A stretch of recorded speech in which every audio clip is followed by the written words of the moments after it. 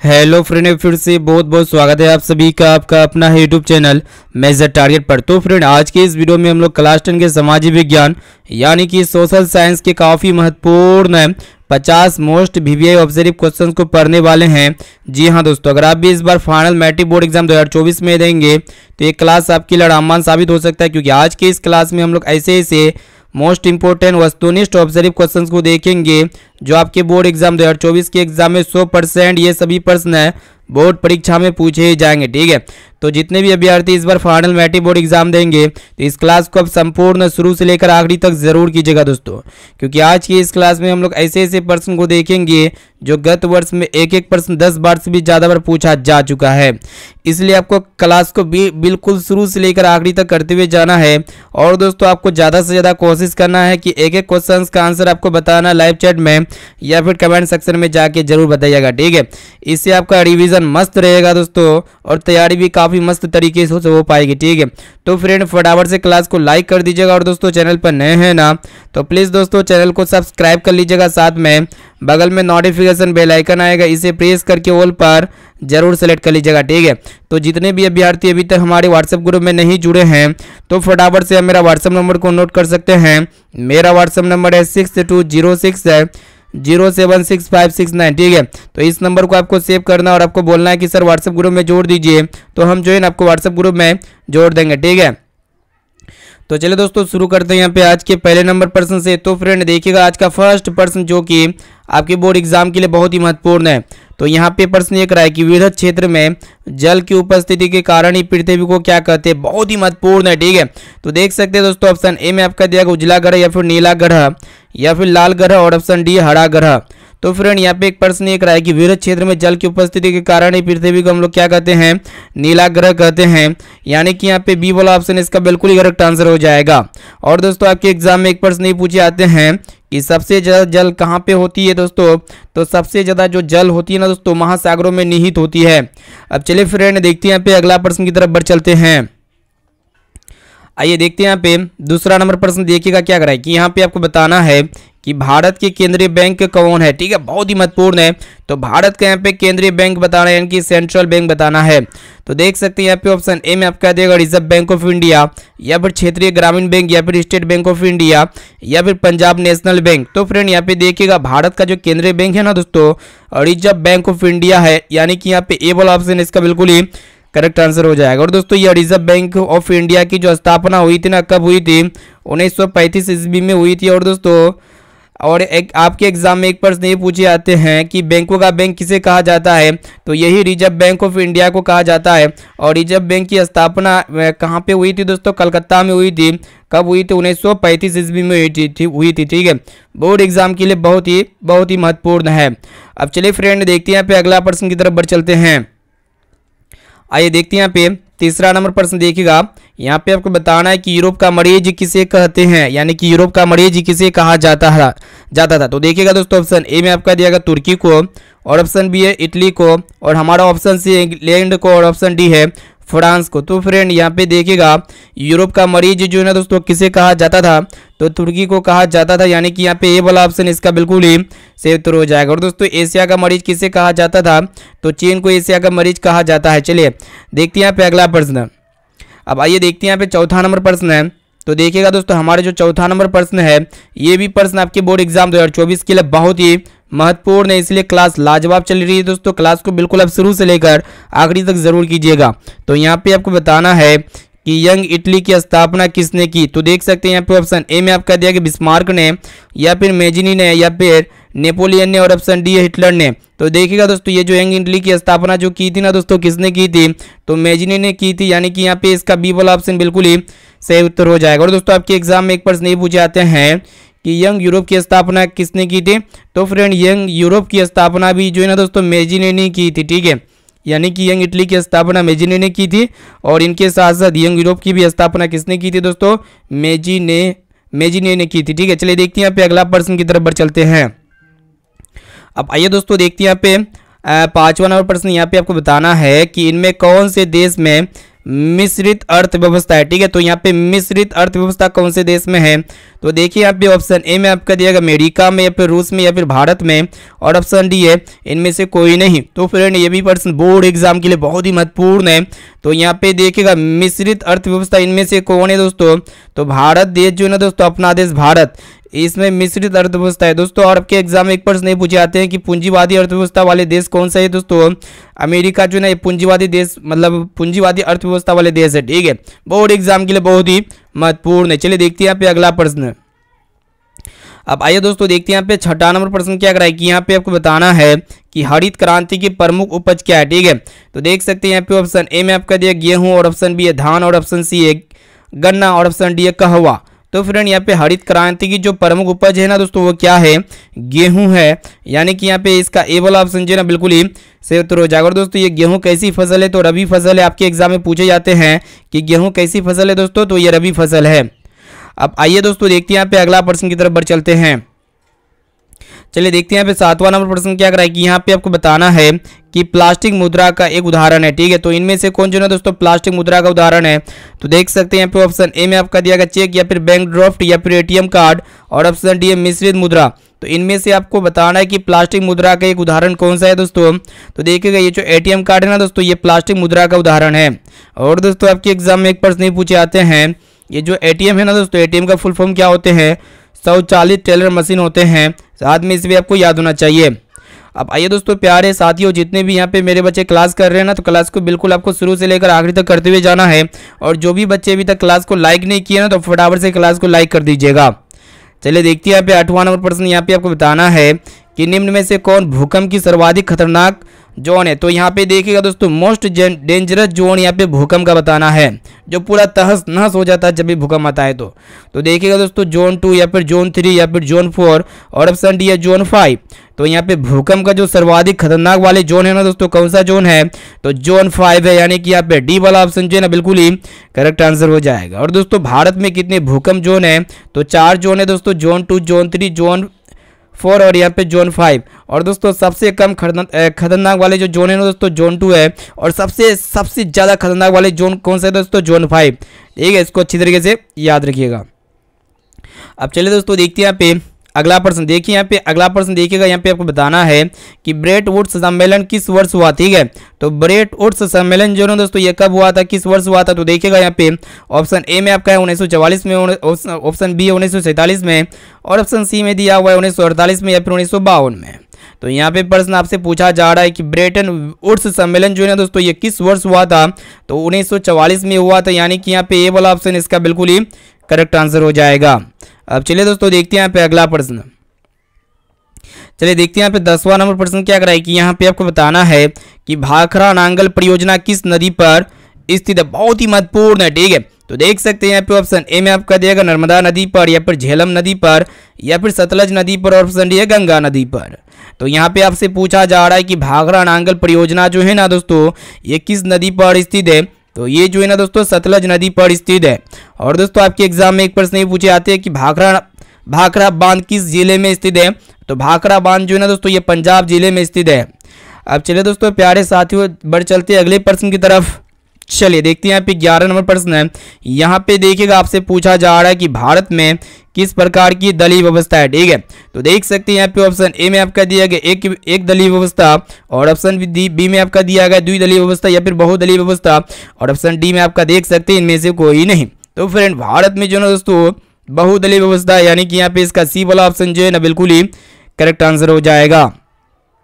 अब चलिए दोस्तों देखते हैं यहाँ पे अगला प्रश्न की तरफ बढ़ चलते हैं। चलिए देखते हैं यहाँ पे नेक्स्ट क्वेश्चन। यहाँ पे आपको बताना है कि भारत का पहला नगर निगम कहाँ स्थापित हुआ? ठीक है, तो भारत का पहला नगर निगम जो है ना दोस्तों कहाँ पे स्थापित हुआ था? तो यहाँ पे देख सकते हैं दोस्तों, यहाँ पे पटना में, या फिर नागपुर में, या फिर मुंबई में, और ऑप्शन डी है मद्रास में। तो भारत का पहला नगर निगम जो है ना दोस्तों मद्रास में स्थापित हुआ। तो यहाँ पे डी वाला ऑप्शन इसका बिल्कुल ही करेक्ट आंसर हो जाएगा। अब चलिए दोस्तों देखते हैं यहाँ पे अगला प्रश्न की तरफ बढ़ चलते हैं। तो यहाँ पे फटाफट से क्लास को लाइक करते हुए चलिएगा। क्लास को बिल्कुल आपको शुरू से लेकर आखिरी तक देखते हुए जाना है, क्योंकि आज के इस क्लास में हम लोग टोटली 50 मोस्ट इंपोर्टेंट समाज विज्ञान के ऑब्जर्व क्वेश्चंस को पढ़ रहे हैं। ठीक है, और दोस्तों ये सभी प्रश्न आपके बोर्ड एग्जाम 2024 के बोर्ड एग्जाम में 100% पूछे ही जाएंगे। यहाँ पे देखिएगा आपसे पूछा जा रहा है कि प्राकृतिक गैस किस खनिज के साथ पाया जाता है, ठीक है। तो फ्रेंड ये जो प्राकृतिक गैस है ये किस खनिज के साथ पाया जाता है, तो ये जो ना दोस्तों पेट्रोलियम खनिज के साथ पाया जाता है, यानी कि यहाँ पे इसका बी वाला ऑप्शन बिल्कुल ही सही उत्तर हो जाएगा। चलिए दोस्तों देखते हैं यहाँ पे अगला प्रश्न। अब आइए फ्रेंड देखते हैं यहाँ पे 14 नंबर प्रश्न क्या कराएगी। यहाँ पे आपको बताना है कि बिहार में रेशमी वस्त्र उत्पादन का प्रमुख केंद्र है, ठीक है। तो बिहार में रेशमी वस्त्र उत्पादन का जो प्रमुख केंद्र है ना दोस्तों, कौन सा केंद्र है, तो देखिएगा भागलपुर केंद्र है, ठीक है। इसको अच्छी तरीके से याद रखिएगा। यहाँ पे डी वाला ऑप्शन इसका बिल्कुल ही सही उत्तर हो जाएगा। अब आइए दोस्तों देखते हैं यहाँ पे 15 नंबर प्रश्न देखिएगा। यहाँ पे आपको बताना है कि पटना हवाई अड्डा का क्या नाम है, बहुत ही महत्वपूर्ण है, मोस्ट इंपोर्टेंट है। तो फ्रेंड ये जो पटना हवाई अड्डा का जो नाम है ना दोस्तों, जयप्रकाश नारायण अंतर्राष्ट्रीय हवाई अड्डा, ठीक है। यानी कि यहाँ पे इसका ए वाला ऑप्शन जो है ना बिल्कुल ही करेक्ट आंसर हो जाएगा। अब चलिए दोस्तों देखते हैं यहाँ पे अगला प्रश्न। चलिए देखते हैं यहाँ पे 16 नंबर प्रश्न। यहाँ पे आपसे पूछा जा रहा है कि भारत में वित्तीय वर्ष कहा जाता है, बहुत ही महत्वपूर्ण है, ठीक है। तो फ्रेंड ये जो भारत में वित्तीय वर्ष कहा जाता है ना दोस्तों, 1 अप्रैल से 31 मार्च तक के बीच को कहा जाता है, यानी कि यहाँ पे सी वाला ऑप्शन इसका बिल्कुल ही करेक्ट आंसर हो जाएगा। अब चलिए दोस्तों देखते हैं यहाँ पे 17 नंबर प्रश्न। चलिए देखते हैं यहाँ पे हमारे जो 17 नंबर प्रश्न है बहुत ही महत्वपूर्ण है। यहाँ पे आपसे पूछा जा रहा है कि महात्मा बुद्ध को ज्ञान की प्राप्ति कहाँ हुई, ठीक है।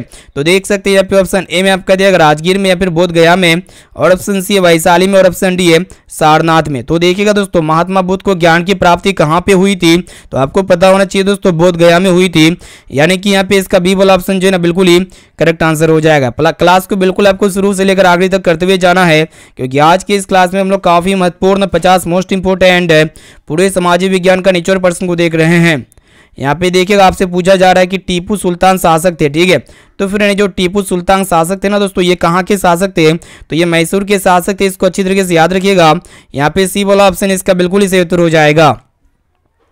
अब चलिए दोस्तों देखते हैं यहाँ पे 19 नंबर प्रश्न को देखिएगा। यहाँ पे आपसे पूछा जा रहा है कि बोकारो इस्पात संयंत्र किस देश के सहयोग से खोला गया, बहुत ही महत्वपूर्ण मोस्ट इंपोर्टेंट है। तो फ्रेंड ये जो बोकारो इस्पात संयंत्र है ना दोस्तों, ये किस देश के सहयोग से खोला गया था, तो ये जो ना दोस्तों रूस देश के सहयोग से खोला गया था। यहाँ पे इसका सी वाला ऑप्शन बिल्कुल ही करेक्ट आंसर हो जाएगा। अब चलिए प्यारे साथियों देखते हैं यहाँ पे अगला प्रश्न। अब आइए देखते हैं यहाँ पे 20 नंबर प्रश्न क्या कराएगी। यहाँ पे आपको बताना है कि भारत में सबसे ऊंचा सड़क कहाँ स्थित है। तो देख सकते हैं यहाँ पे ऑप्शन ए में आपका दिया गया जमालपुर में, या फिर लेह में, या फिर दिल्ली में, और ऑप्शन डी है मनाली में। तो फ्रेंड भारत में जो सबसे ऊंचा सड़क है ना दोस्तों, ये कहाँ पे स्थित है, तो लेह में स्थित है। इसको अच्छी तरीके से याद रखिएगा। यहाँ पे बी वाला ऑप्शन इसका बिल्कुल ही सही उत्तर हो जाएगा। अब चलिए प्यारे साथियों देखते हैं यहाँ पे अगला प्रश्न। देखिए यहाँ पे 21 नंबर प्रश्न क्या कराएगी। यहाँ पे आपको बताना है कि सबसे अधिक पक्की सड़कों की लंबाई वाला राज्य कौन है। तो सबसे अधिक पक्की सड़कों की लंबाई वाला जो राज्य है ना दोस्तों, कौन से राज्य है, महाराष्ट्र राज्य। इसको अच्छी तरीके से याद रखिए। यहाँ पे सी वाला ऑप्शन इसका बिल्कुल ही सही उत्तर हो जाएगा। अब आइए दोस्तों देखते हैं यहाँ पे अगला प्रश्न। चलिए देखते हैं यहाँ पे 22 नंबर प्रश्न। यहाँ पे आपको बताना है कि उपभोक्ता अधिकार दिवस कब मनाया जाता है, ठीक है। तो फटाफट से बताइए दोस्तों ये उपभोक्ता अधिकार दिवस कब मनाए जाते हैं। तो देखिएगा 17 मार्च को, या फिर 15 मार्च को, या फिर 19 अप्रैल को, या फिर आपका 22 अप्रैल को। तो देखिएगा फ्रेंड ये जो उपभोक्ता अधिकार दिवस मनाया जाता है ना दोस्तों, ये कब मनाए जाते हैं, तो ये 15 मार्च को मनाए जाते हैं। यहाँ पे बी वाला ऑप्शन इसका बिल्कुल ही सही उत्तर हो जाएगा। चलिए देखते हैं यहाँ पे नेक्स्ट क्वेश्चन। अब आइए देखिए यहाँ पे 23 नंबर प्रश्न जो कि बहुत ही महत्वपूर्ण है। तो यहाँ पे आपको बताना है कि लोकतंत्र का प्राण किसे कहा जाता है, ठीक है।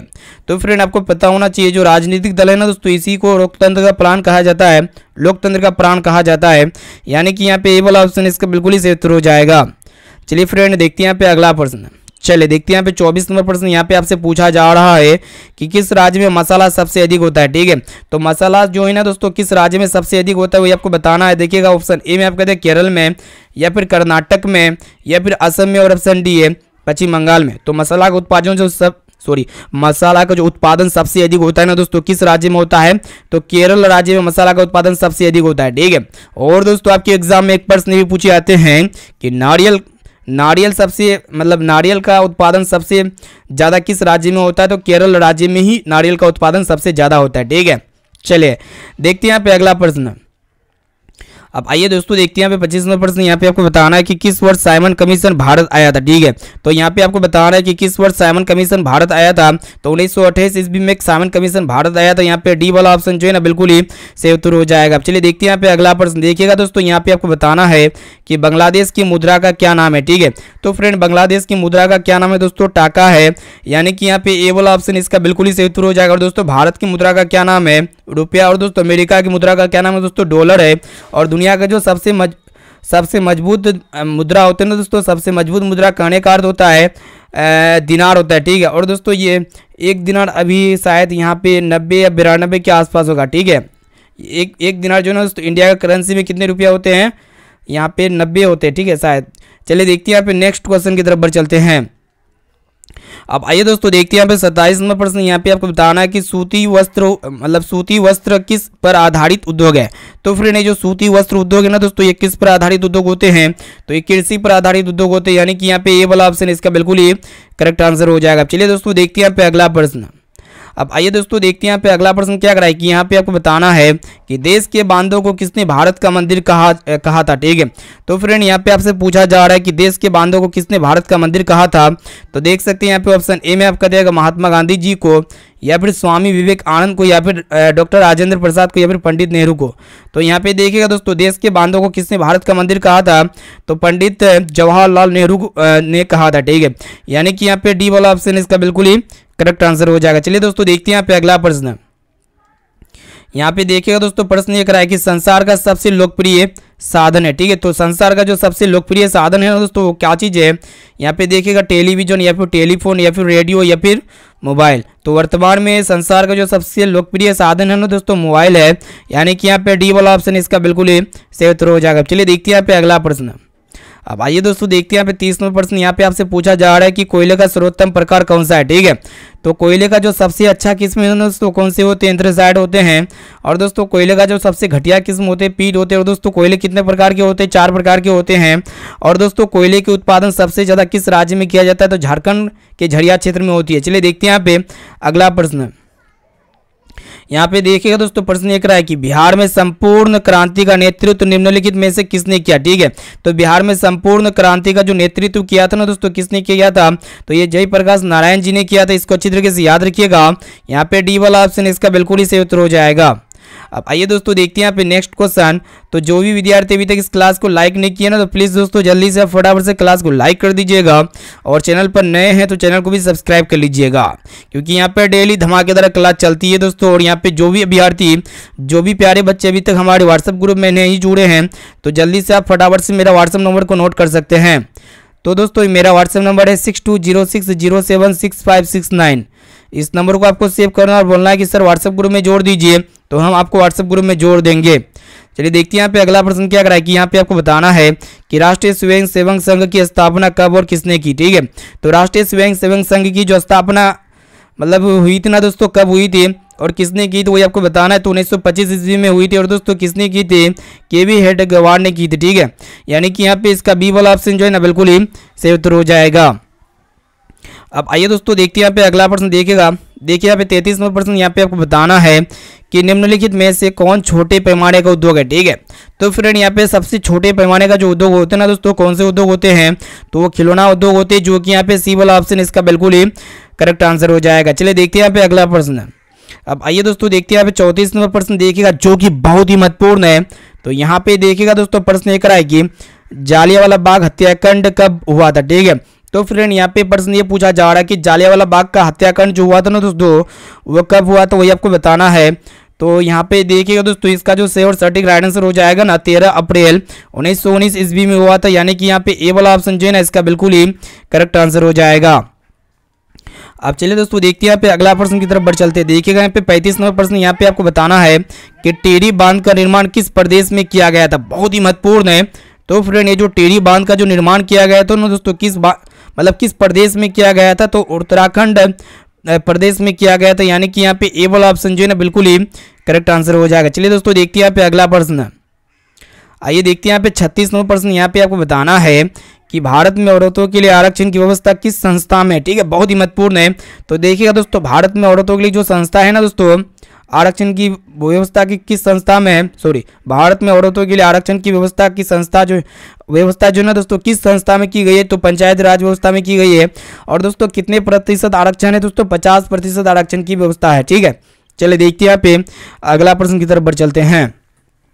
अब आइए दोस्तों देखते हैं यहाँ पे 37वां प्रश्न यहाँ पे आपसे पूछा जा रहा है कि विश्व में सबसे पहले मुद्रण की शुरुआत कहाँ हुई थी। ठीक है, तो विश्व में पूरी दुनिया में मुद्रण की शुरुआत हुई थी ना दोस्तों, सबसे पहले कहाँ पे हुई थी, तो चीन देश में हुई थी। और दोस्तों ये कागज का भी जो आविष्कार हुआ था ना दोस्तों, किस देश में हुआ था, तो ये चीन देश में ही हुआ था।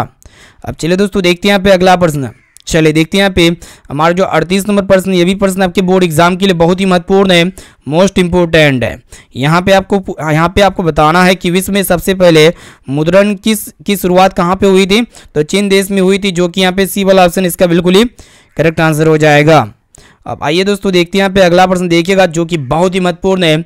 यहाँ पे आपको बताना है कि बोल्शेविक क्रांति कब हुई थी। ठीक है, तो फ्रेंड ये जो बोल्शेविक क्रांति हुई थी ना दोस्तों, ये कब हुई थी वही आपको बताना है। तो नवंबर के महीने 1917 ईस्वी में हुई थी, जो कि यहाँ पे इसका बी वाला ऑप्शन जो है ना बिल्कुल ही करेक्ट आंसर हो जाएगा। अब चलिए प्यारे बच्चों देखते हैं यहाँ पे अगला प्रश्न है। देखिएगा यहाँ पे 40वां प्रश्न यहाँ पे आपसे पूछा जा रहा है कि वार एंड पीस किसकी रचना है। ठीक है, तो दोस्तों ये वार एंड पीस जो है ना दोस्तों, ये किसकी रचना है वही आपको बताना है। तो लियो टोल्स्टॉय की रचना है, जो कि यहाँ पे इसका बी वाला ऑप्शन जो है ना बिल्कुल ही करेक्ट आंसर हो जाएगा। चलिए देखते हैं यहाँ पे 41वां प्रश्न यहाँ पे आपसे पूछा जा रहा है कि लोकतंत्र जनता का जनता के द्वारा और जनता के लिए शासन, यह कथन किसका है। तो फ्रेंड ये जो कथन है ना दोस्तों, ये अब्राहम लिंकन का है, यानी कि यहाँ पे इसका बी वाला ऑप्शन जो है ना बिल्कुल ही करेक्ट आंसर हो जाएगा। अब चलिए प्यारे बच्चों देखते हैं यहाँ पे नेक्स्ट क्वेश्चन की तरफ बढ़ चलते हैं। चलिए यहाँ पे आपको बताना है कि किसे सुनहरा रेशा कहा जाता है। ठीक है, तो दोस्तों ये जो सुनहरा रेशा कहा जाता है ना दोस्तों, किसे कहा जाता है वो आपको बताना है। तो जूट को जो है ना सुनहरा रेशा कहा जाता है, यानी कि यहाँ पे ए वाला ऑप्शन जो है ना इसका बिल्कुल ही सही उत्तर हो जाएगा। अब चलिए प्यारे बच्चों देखते हैं यहाँ पे नेक्स्ट क्वेश्चन की तरफ बढ़ चलते हैं। यहाँ पे देखिएगा आपसे पूछा जा रहा है कि भारत में योजना आयोग का गठन कब किया गया था। ठीक है, तो दोस्तों ये भारत में योजना आयोग का जो गठन किया गया है तो ना दोस्तों, ये कब किया गया तो वही आपको बताना है। तो 15 मार्च 1950 ईस्वी में किया गया था, यानी कि यहाँ पे जो है ना दोस्तों ए वाला ऑप्शन इसका बिल्कुल ही करेक्ट आंसर हो जाएगा। ये भी प्रश्न आपके बोर्ड एग्जाम के लिए बहुत ही महत्वपूर्ण है। अब आइए दोस्तों देखते हैं यहाँ पे 44 नंबर प्रश्न देखिएगा, जो कि आपके लिए है। यहाँ पे आपको बताना है कि काली मृदा का दूसरा नाम क्या है। ठीक है, तो दोस्तों ये जो काली मृदा है ना, इसका दूसरा नाम क्या है दोस्तों, रेगुन मृदा। इसको अच्छी तरीके से याद रखिएगा, यानी कि यहाँ पे बी वाला ऑप्शन जो है ना बिल्कुल ही करेक्ट आंसर हो जाएगा। अब चलिए दोस्तों देखते हैं यहाँ पे 45 नंबर प्रश्न, जो कि बहुत ही महत्वपूर्ण है, मोस्ट इंपोर्टेंट है। तो यहाँ पे जितने भी प्यारे बच्चे क्लास कर रहे हैं ना, तो क्लास को बिल्कुल आपको शुरू से लेकर आखिरी तक करते हुए जाना है। और जो भी बच्चे अभी तक क्लास को लाइक नहीं किए तो फटाफट से क्लास को लाइक कर लीजिएगा। और दोस्तों चैनल पर नए हैं, जो भी बच्चे चैनल पर नए आए हैं तो चैनल को भी सब्सक्राइब कर लीजिएगा। ठीक है, चलिए यहाँ पे आपको बताना है कि निम्नलिखित में खरीफ फसल कौन है। तो फ्रेंड यहाँ पे खरीफ की फसल को पहचानना है। तो चावल जो है दोस्तों, ये खरीफ की फसल है, यानी कि यहाँ पे सी वाला ऑप्शन इसका बिल्कुल ही सही उत्तर हो जाएगा। अब आइए देखते हैं यहाँ पे अगला प्रश्न है। चलिए देखते हैं यहाँ पे आपको बताना है कि बिहार में पंचायती राज व्यवस्था का कार्यकाल है, यानी कि बिहार में पंचायती राज व्यवस्था का कार्यकाल कितने वर्ष का होता है। तो 5 वर्ष का होता है, यानी कि यहाँ पे इसका बी वाला ऑप्शन जो है ना बिल्कुल ही सही उत्तर हो जाएगा। अब चलिए प्यारे बच्चों देखते हैं यहाँ पे अगला प्रश्न देखिएगा। यहाँ पे 47वां प्रश्न यहाँ पे आपको बताना है कि सोपानी कृषि किस राज्य में प्रचलित है। ठीक है, तो दोस्तों ये जो सोपानी कृषि है ना दोस्तों, ये किस राज्य में प्रचलित है। तो उत्तराखंड राज्य में प्रचलित है, उत्तराखंड। यहाँ पे बी वाला ऑप्शन इसका बिल्कुल ही सही उत्तर हो जाएगा। चलिए देखते हैं यहाँ पे अगला प्रश्न की तरफ बढ़ चलते हैं। यहाँ पे देखिएगा बच्चों, यहाँ पे आपको बताना है कि अंकुरवाट का मंदिर कहाँ स्थित है। ठीक है, तो यहाँ पे देखिएगा अंकुरवाट का मंदिर कहाँ पे स्थित है। तो ये जो है ना दोस्तों, ये काम्बोडिया में स्थित है, जो कि यहाँ पे सी वाला ऑप्शन इसका बिल्कुल ही सही उत्तर हो जाएगा। अब चलिए प्यारे बच्चों देखते हैं यहाँ पे नेक्स्ट क्वेश्चन की तरफ बढ़ चलते हैं। चलिए यहाँ पे आपको बताना है कि इनमें किसको प्राथमिक क्षेत्र भी कहा जाता है। तो दोस्तों यहाँ पे जो प्राथमिक क्षेत्र कहा जाता है ना, किसे कहा जाता है, कृषि क्षेत्र को कहा जाता है। इसको अच्छी तरीके से याद रखिएगा, यहाँ पे बी वाला ऑप्शन इसका बिल्कुल ही सही उत्तर हो जाएगा। अब आइए देखते हैं यहाँ पे आज का लास्ट और अंतिम प्रश्न को देखिएगा। यहाँ पे आपको बताना है कि WTO, जिसे हम लोग क्या कहते हैं, विश्व व्यापार संगठन कहते हैं, यानी कि वर्ल्ड ट्रेड ऑर्गेनाइजेशन कहते हैं, कि स्थापना किस वर्ष की गई थी। ठीक है, तो दोस्तों यहाँ पे WTO की जो स्थापना की गई थी ना, 21 वर्ष की गई थी, वही आपको बताना है। तो 1995 ईस्वी में की गई थी। यहाँ पे ए वाला ऑप्शन इसका बिल्कुल ही करेक्ट आंसर हो जाएगा। तो दोस्तों ये भी प्रश्न आपके बोर्ड एग्जाम के लिए बहुत ही महत्वपूर्ण है, मोस्ट इंपोर्टेंट है। ठीक है, तो प्यारे बच्चों यहाँ पे टोटली यहाँ पे 50 मोस्ट इंपोर्टेंट वस्तुनिष्ठ ऑब्जेक्टिव क्वेश्चंस को पढ़ चुके हैं। और बच्चों ये सभी प्रश्न आपके बोर्ड एग्जाम 2024 के बोर्ड एग्जाम में 100% पूछे जाएंगे। और बच्चों यहाँ पे जो भी बच्चे अभी तक क्लास को लाइक नहीं किया ना, तो फटाफट से क्लास को लाइक कर दीजिएगा। और यहाँ पे चैनल पर जो भी बच्चे अभी तक चैनल को सब्सक्राइब नहीं किए तो चैनल को भी सब्सक्राइब कर लीजिएगा, ठीक है। और सभी बच्चे अपने इस वीडियो को अपने दोस्तों, अपने मित्रों, अपने भाई बहनों में जरूर शेयर कीजिएगा, ताकि वो भी बोर्ड एग्जाम की तैयारी फ्री ऑफ कॉस्ट काफ़ी अच्छी तरीके से कर सके। और बच्चों यहाँ पे क्लास का टाइम को नोट कर लीजिए। दोपहर में 1 बजे क्लास चलती है, शाम में 7 बजे क्लास चलती है, और बच्चों यहाँ पे 9 में मतलब रात्रि 9 बजे क्लास चलती है। तो ये सभी क्लास को आपको डेली करना है दोस्तों, ठीक है, मतलब दिल से करना है, डेली पढ़ाई करना है, ठीक है। और दोस्तों इस क्लास को अपने मित्रों में जरूर शेयर कीजिए, ताकि वो भी बोर्ड एग्जाम की तैयारी काफ़ी मस्त तरीके से कर सके, ठीक है। तो फिर मिलते हैं यहाँ पे दोस्तों अगले क्लास में, ठीक है। और दोस्तों इनके साथ साथ आपको ये भी बताना है SW क्वेश्चन का आंसर क्या लगता है। तो देखिएगा SW क्वेश्चन ये स्पेशली आपके लिए लिया गया है। यहाँ पे आपको बताना है कि भारत का राष्ट्रीय पक्षी कौन है। तो देखिएगा कबूतर या फिर हंस या फिर म्यूर या फिर तोता, इसका राइट आंसर जो भी लगता है ना, तो कमेंट सेक्शन में जाके बता सकते हैं। या फिर जो भी प्यारे बच्चों अभी तक क्लास मतलब व्हाट्सएप ग्रुप में नहीं जुड़े तो व्हाट्सएप नंबर लीजिए फटाफट से। मेरा व्हाट्सएप नंबर है 6206076569। इस नंबर को आपको क्या करना है, सेव करना और आपको बोलना है कि सर व्हाट्सएप ग्रुप में जोड़ दीजिए, तो हम आपको व्हाट्सएप ग्रुप में जोड़ देंगे, ठीक है। तो फिर मिलते हैं दोस्तों अगले क्लास में। अभी के लिए इतना ही दोस्तों, थैंक यू।